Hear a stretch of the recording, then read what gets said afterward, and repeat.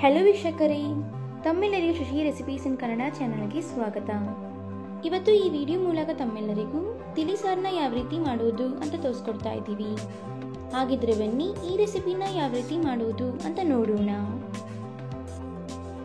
ಮೊದಲಿಗೆ ಒಂದು ಮಿಕ್ಸಿ ಜಾರ್ಗೆ ಬ್ಯಾಡಗಿ ಮೆಣಸಿನಕಾಯಿ ಹಾಗೂ ಹಸಿಮೆಣಸಿನಕಾಯಿನ ಹಾಕೋತಾ ಇದ್ದೀವಿ.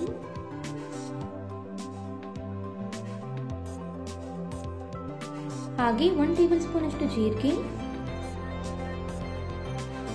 1/4 ಟೇಬಲ್ ಸ್ಪೂನ್ ಅಷ್ಟು ಕಾಳುಮೆಣಸು, ಸ್ವಲ್ಪ ಹುಣಸೆ ಹಣ್ಣು, ಸ್ವಲ್ಪ ಬೆಳ್ಳುಳ್ಳಿ, ಕಟ್ ಮಾಡಿದಂತಹ ಟೊಮ್ಯಾಟೊ,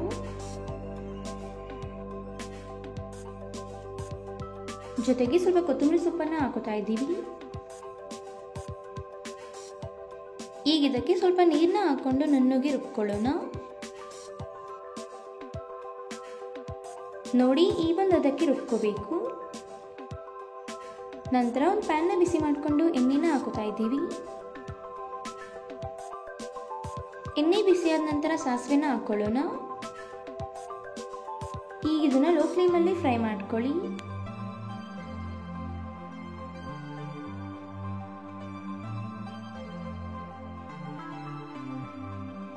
ಈಗ ಇದಕ್ಕೆ ಸ್ವಲ್ಪ ಕರಿಬೇವು ಸೊಪ್ಪನ್ನು ಹಾಕೋತಾ ಇದ್ದೀವಿ.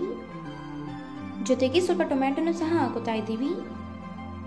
ಈಗ ಇದನ್ನು ಸಹ ಲೋ ಫ್ಲೇಮಲ್ಲೇ ಚೆನ್ನಾಗಿ ಫ್ರೈ ಮಾಡ್ಕೊಳ್ಳಿ.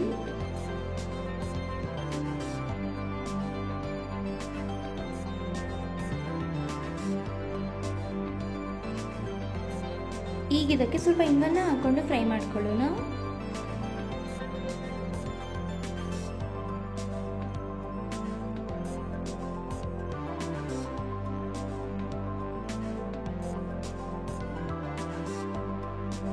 ಎಲ್ಲ ಪದಾರ್ಥಗಳು ಚೆನ್ನಾಗಿ ಫ್ರೈ ಆದ ನಂತರ ರುಬ್ಬಿದಂತಹ ಮಸಾಲೆನ ಹಾಕೋತಾ ಇದ್ದೀವಿ. ಹಾಗೆ ಸ್ವಲ್ಪ ಅರಿಶಿನ, ಜೊತೆಗೆ ರುಚಿಗೆ ತಕ್ಕಷ್ಟು ಉಪ್ಪನ್ನು ಸಹ ಹಾಕೋತಾ ಇದ್ದೀವಿ.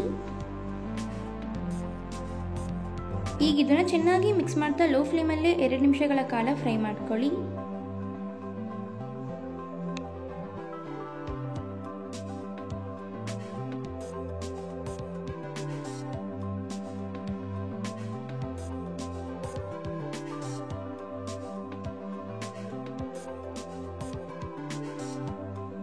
ಎರಡು ನಿಮಿಷಗಳ ಕಾಲ ಚೆನ್ನಾಗಿ ಫ್ರೈ ಮಾಡಿದ ನಂತರ ನಿಮಗೆ ಯಾವುದು ಬೇಕು ಅದಕ್ಕೆ ನೀರನ್ನ ಸೇರಿಸ್ಕೊಳ್ಳಿ.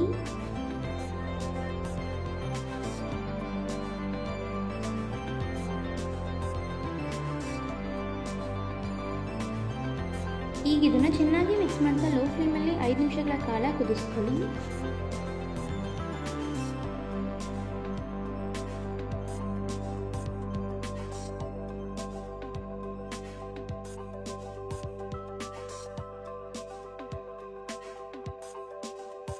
ಐದು ನಿಮಿಷಗಳ ಕಾಲ ಚೆನ್ನಾಗಿ ಕುದಿಸಿದ ನಂತರ ಒಮ್ಮೆ ಮಿಕ್ಸ್ ಮಾಡ್ಕೊಳ್ಳೋಣ.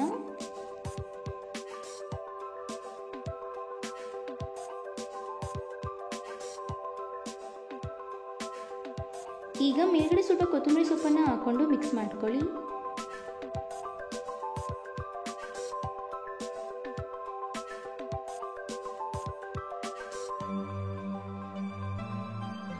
ಈಗ ಇಲ್ಲಿ ನೀವು ನೋಡ್ತಿರಬಹುದು, ಕಂಪ್ಲೀಟ್ ಆಗಿ ತಿಳಿಸಾರು ರೆಡಿ ಆಗಿದೆ.